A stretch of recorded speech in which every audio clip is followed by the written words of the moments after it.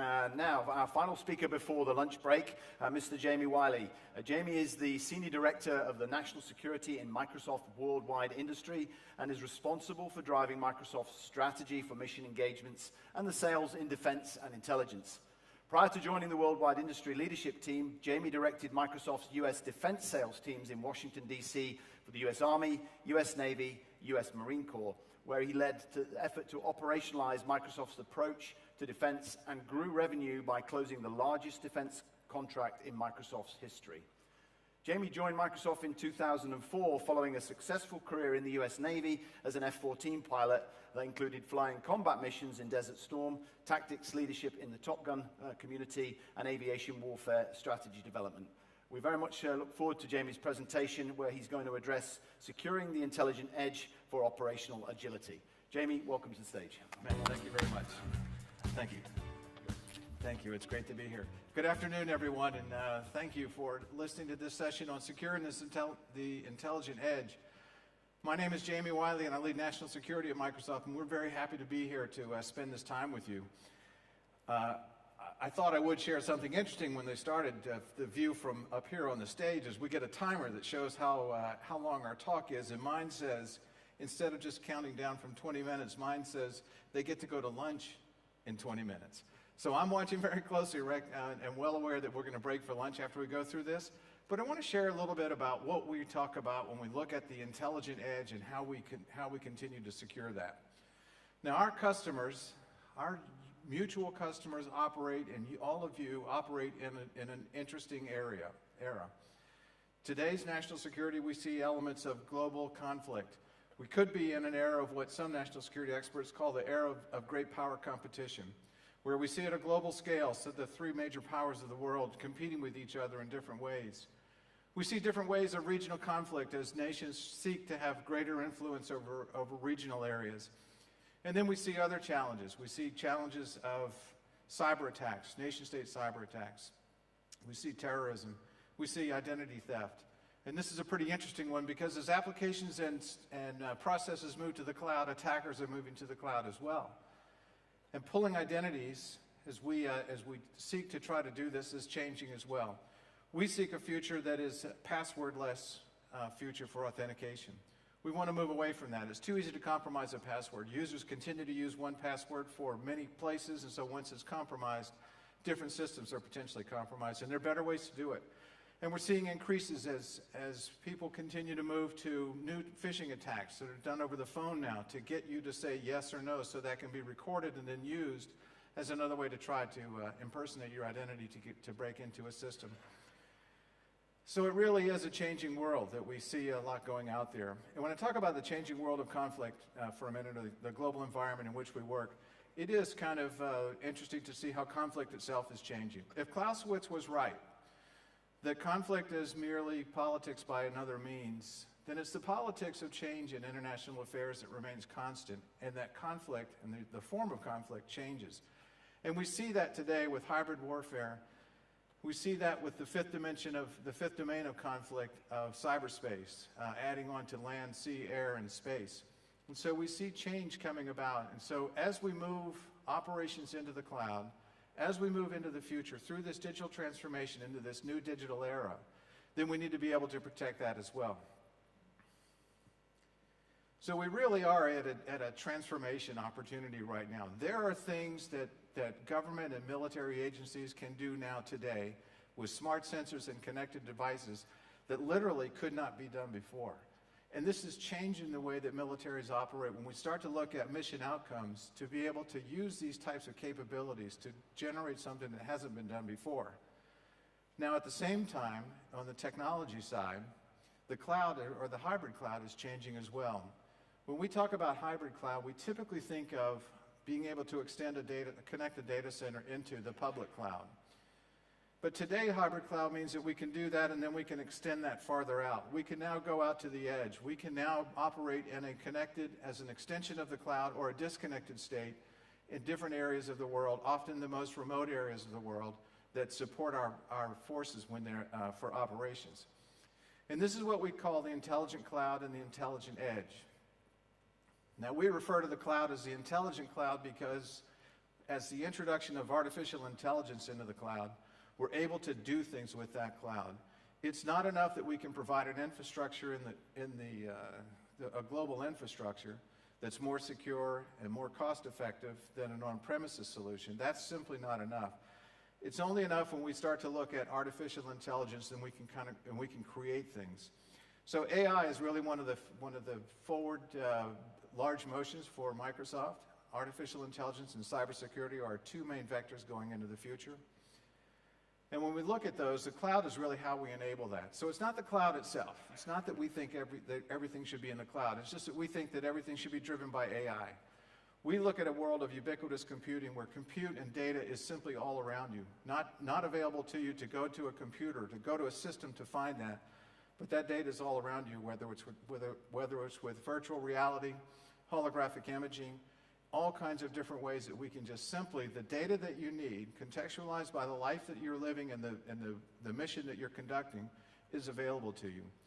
And this is how we create this, and then extending that out to the intelligent edge is how we get this data to the source of, or this analysis in AI, to where data exists and where people are who are using this data.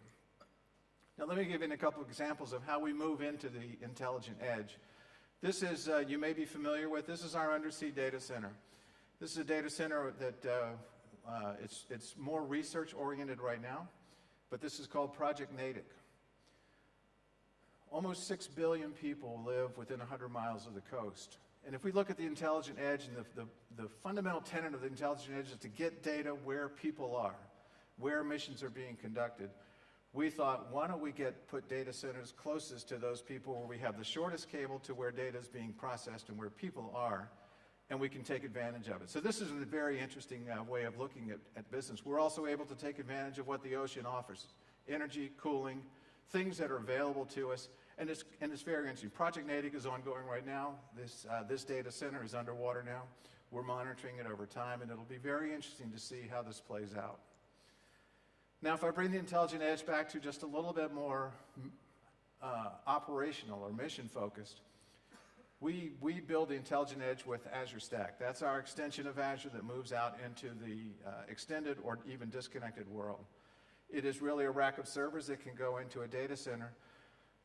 But with the notion of being able to support the intelligent edge, we wanted to go a little bit further. So working with our partners, Dell, EMC, Tracewell, and other companies, we've been able to take Azure Stack and build what we call a tactical Azure Stack, to be able to get a product down to a small enough size that it can fit in an asset, an operational equipment, to be able to use where it is. And so to test this out, we decided to put together what we call the tactical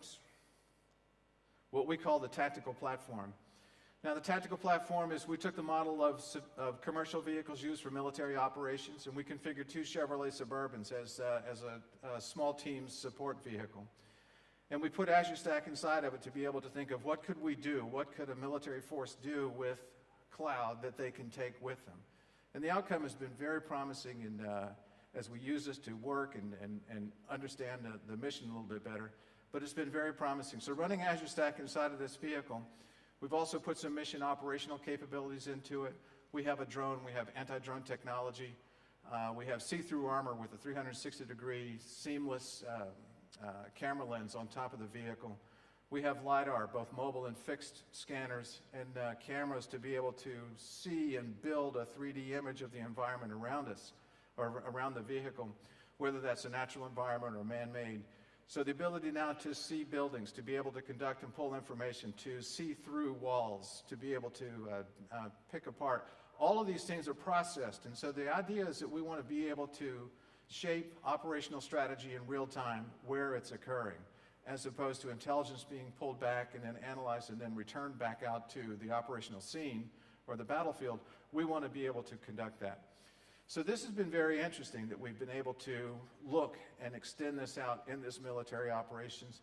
Again, we have 2 of these vehicles. We keep one in Washington, D.C., we keep one in Seattle, and those 2 vehicles go to military installations around the country as we seek to gain more input and find out, what do forces need? What does it mean when you can take the cloud with you? Now think for a minute, as this vehicle is kind of given some operations now, think about what if you could take the cloud in a submarine? What if you could take it in an aircraft?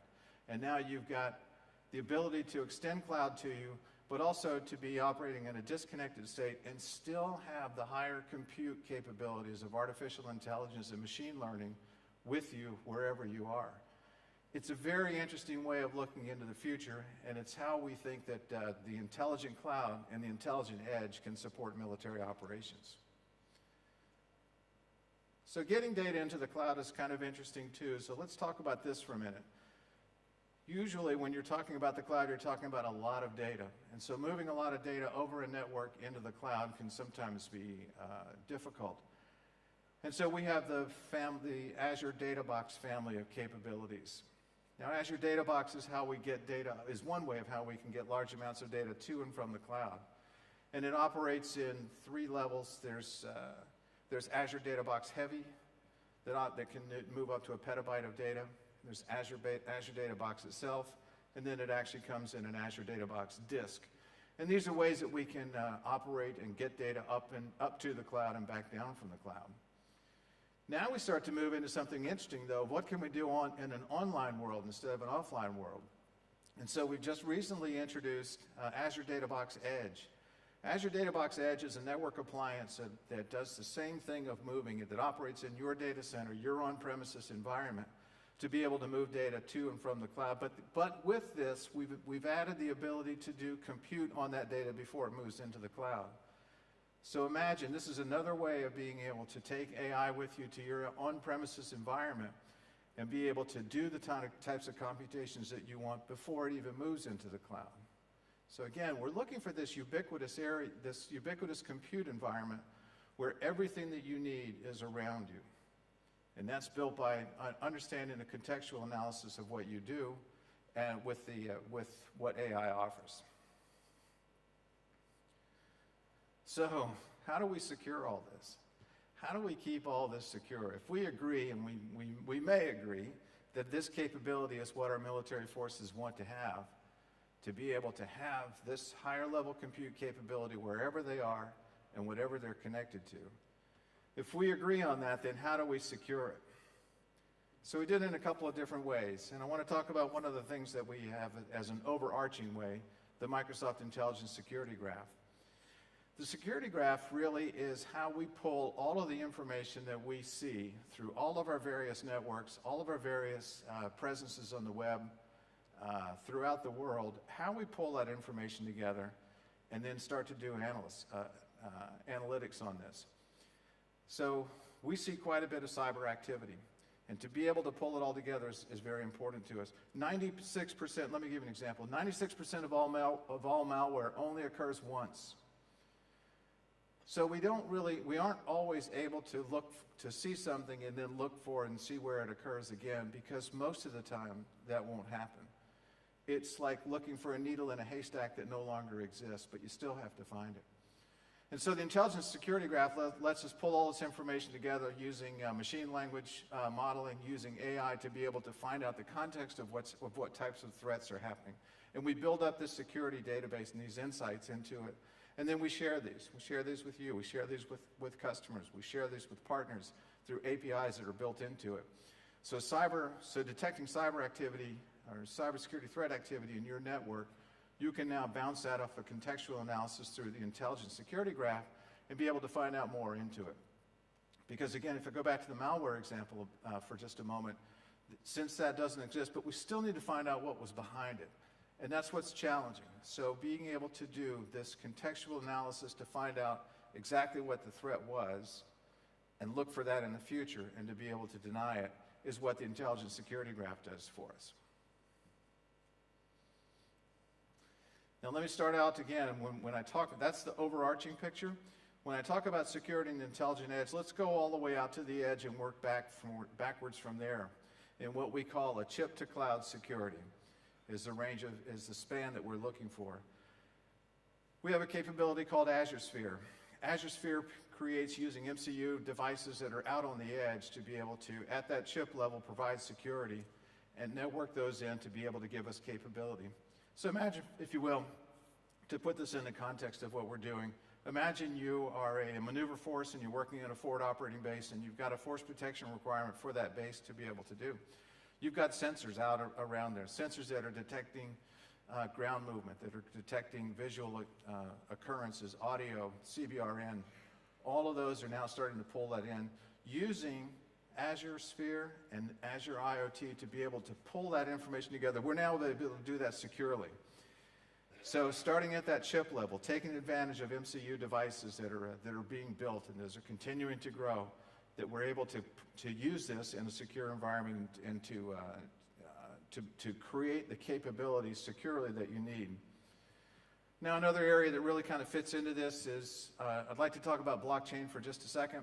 One of the areas that we see right now is 3D printing for military parts.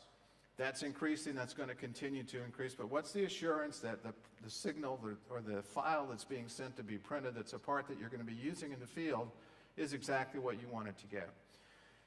And here's where other technology using blockchain to be able to have a digital audit trail of everything that's happened to that file to be able to ensure that the file that goes out to the field that gets printed and created or manufactured and then used in a military environment is exactly this. So these are all the different ways that we start to work out at the edge and come back in. Now this chip-to-cloud security is really based a lot on MCU devices on the edge, all the way back to what we call the Azure Security Center. Now Azure Security Center provides security from an on-premises all the way up to the cloud. It's the ability to deploy policy across all of your networks. It's the ability to find and fix vulnerabilities as they are occurring, provide automatic responses. It is really kind of our blanket of how we provide cybersecurity in the cloud. Now, how about the people who are operating in this area? It's generally considered that there's a gap between the number of cybersecurity people that we need and the number of cybersecurity people who are available. That gap, by some reports, is as large as a couple of million people.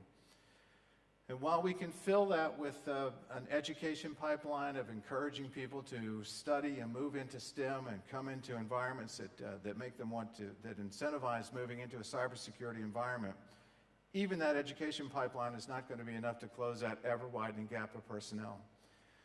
So we have to look for training. We have to look at how do we train people to move into become cybersecurity professionals. And there's a lot of interesting work going on here. First of all, when we look at deploying a cyber range for training or readiness assessment, we can now do that through the cloud, eliminating the need for the creation of infrastructure, which is costly and time-consuming, and sometimes simply not possible to be able to do this. Imagine, if you will, that you could deploy a cyber range anywhere in the world, conduct training anywhere in the world without any infrastructure.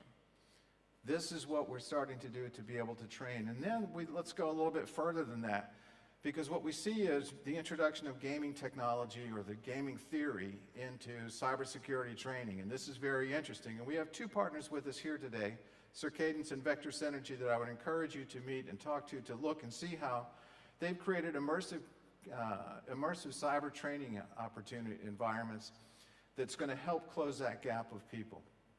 Operating completely in the cloud without having any other infrastructure requirements makes this start to make a lot of sense. We also do something with governments called the Government Security Program. The Government Security Program at Microsoft is an agreement between a government and Microsoft to allow us to share threat intelligence information and threat assurance information with governments to be able to let them see the data that we see. And we do see quite a bit with all of our networks around the world, and everything that Microsoft does, we get a lot of information that comes in that we can analyze. The Government Security Program allows us to share that with governments, and we do this with NATO. We have an agreement, it was actually just renewed last week with NCIA, which makes all of this threat information available to the member states and to NCIA itself, where Microsoft can share, here's what we're seeing. And we help each other this way to be able to do this.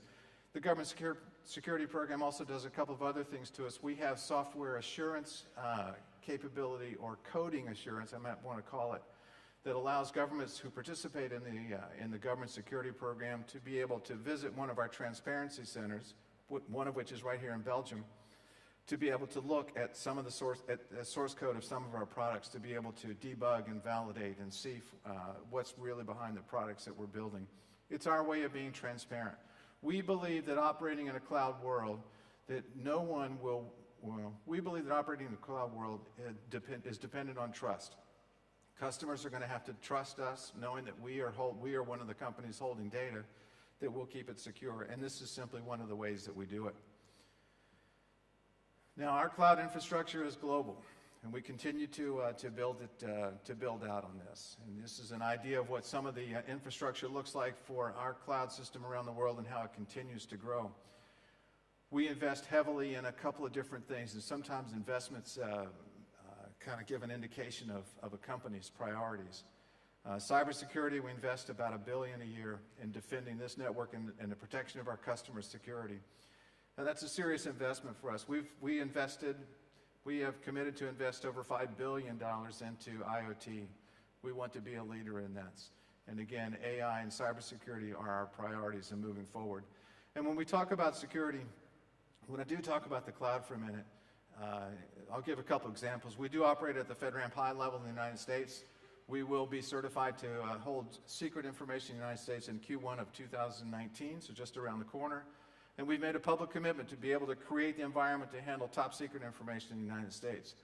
Now, this has a lot of insight into what we can do with other countries. To have that type of work, that type of certification of our cloud with the many different countries and militaries with whom we work. So this is a very short talk. It is lunchtime. I want to thank you for this.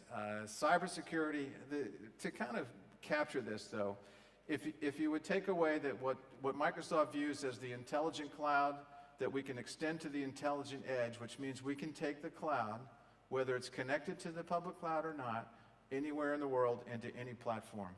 This is our commitment of moving forward. And what we do in defense and intelligence is understanding the mission and being able to build capabilities to support that mission for forces to be successful, for NATO to be successful. It's been a pleasure to spend some time with you. I want to thank you very much for your attention. I do look forward to working with all of you, all of us here, working together for the rest of the conference and continuing to support NATO. Thank you very, very much.